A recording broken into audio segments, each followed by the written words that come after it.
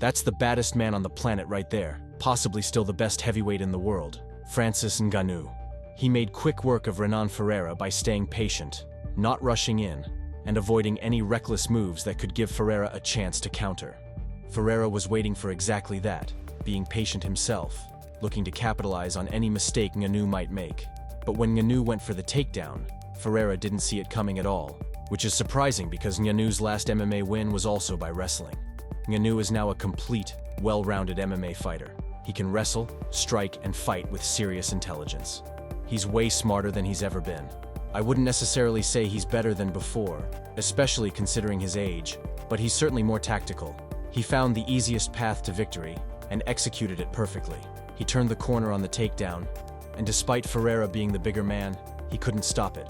What's wild is that Ferreira came into the fight as the heavier fighter, while Ngannou has fought at 270 to 280 pounds in his previous fights. This time, Ngannou came in lighter, likely to gain some speed and endurance, knowing he'd be relying on a wrestling-heavy approach.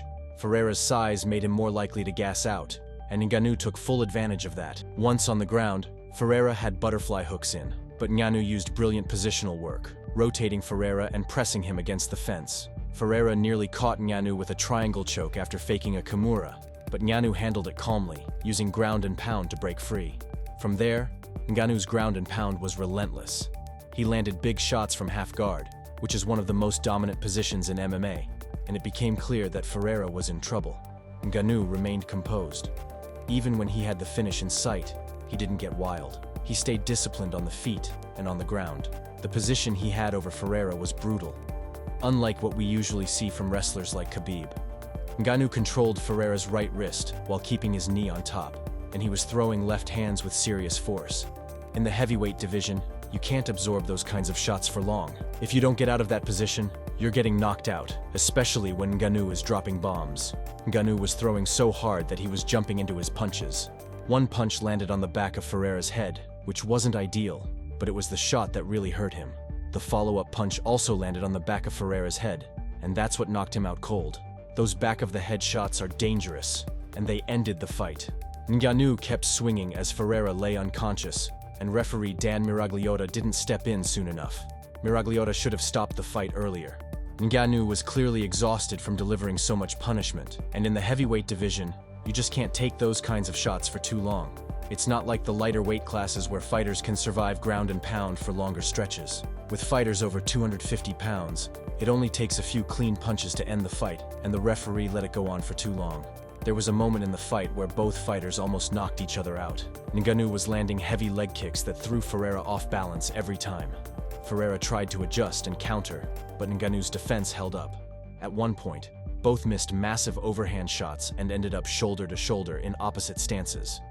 It was a close call. Either one could have been knocked out in that exchange. Ngannou eventually switched things up, going for a takedown when Ferreira was expecting another overhand. From there, Ngannou took full control.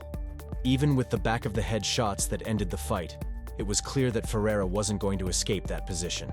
He was done. After the fight, Ngannou was emotional, and you can understand why. He's still one of the best heavyweights on the planet, making more money than ever, and adding to his legacy. It's hard to say for certain if he's the absolute best right now, given that he hasn't fought Tom Aspinall or John Jones, but Ngannou is still on top. He hasn't lost since that first fight with Stipe Miocic, and he avenged that loss.